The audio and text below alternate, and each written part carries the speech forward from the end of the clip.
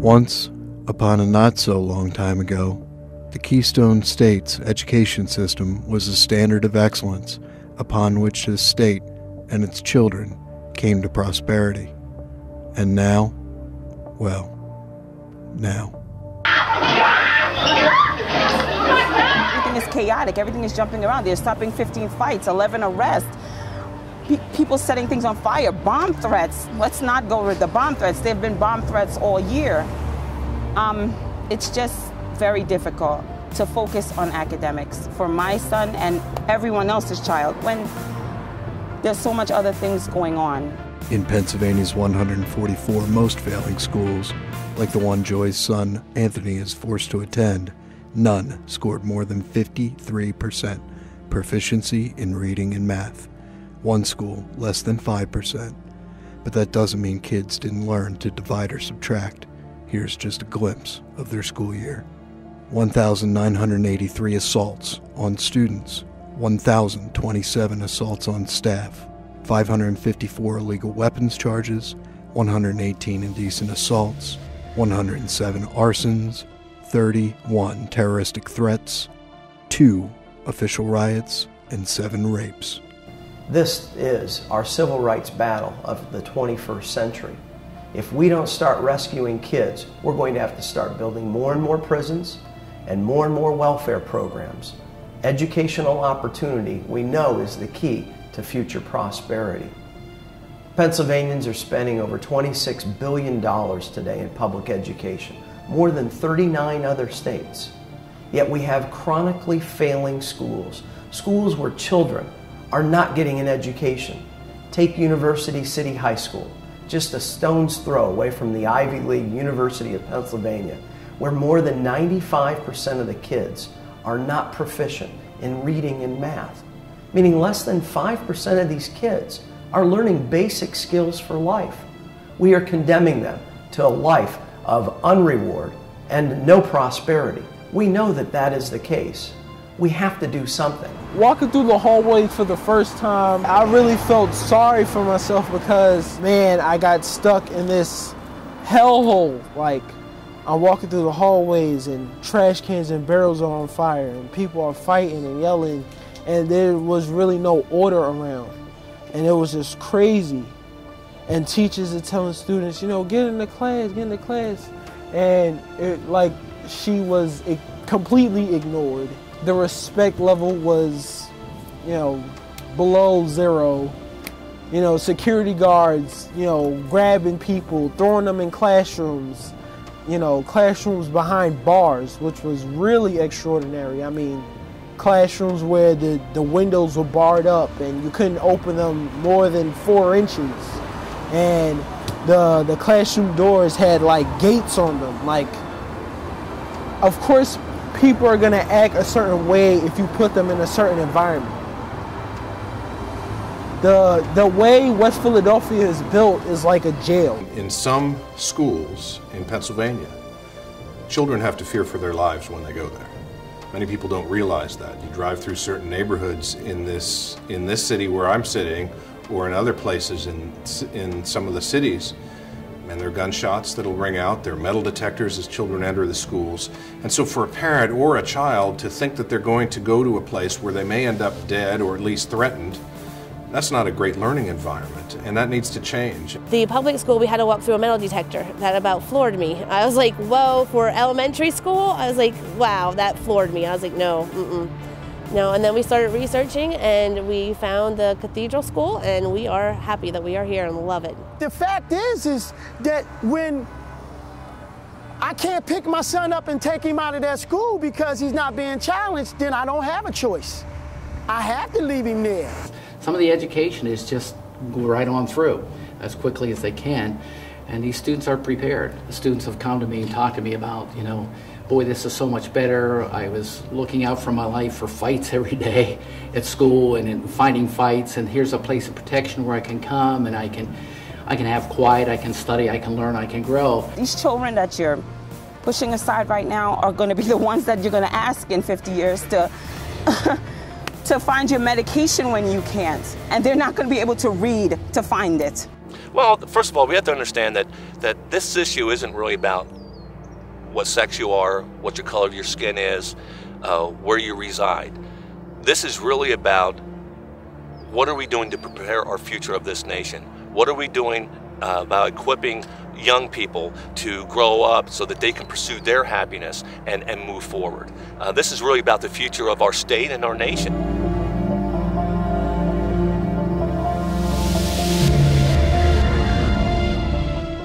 If Pennsylvania's children are trapped in violent and failing schools, isn't there a lifeline we can throw them?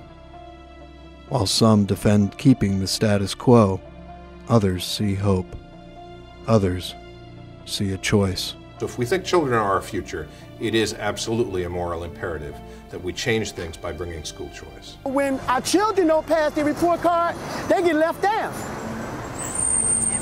What's happening to the school when they don't pass their report card? They still get funded next year.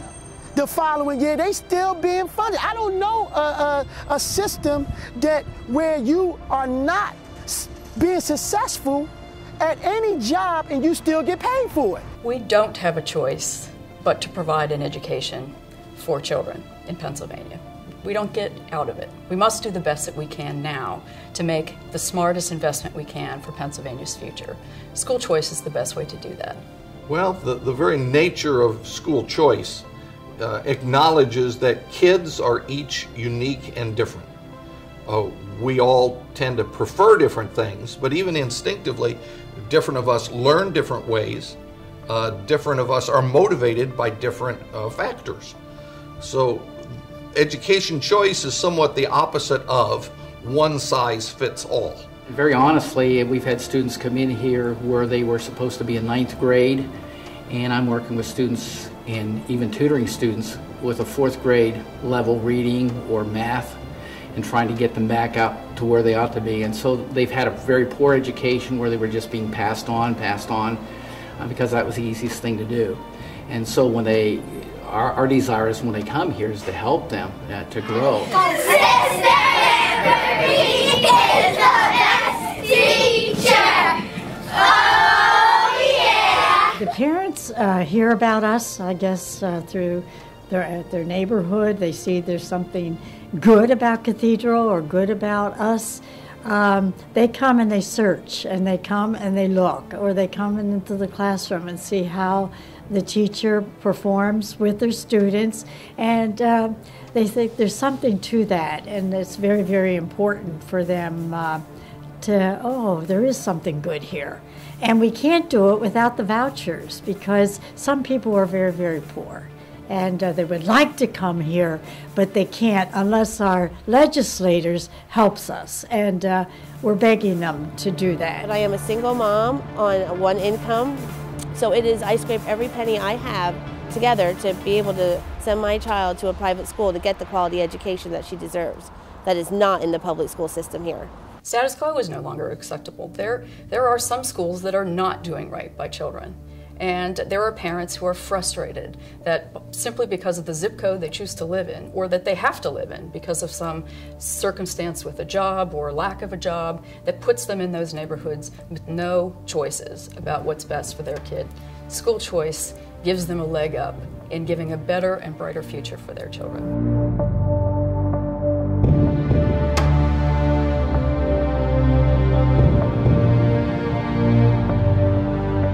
So we have a lifeline called school choice, but many Pennsylvanians don't want to throw it. Not yet. Not in their backyard. Some say, not ever.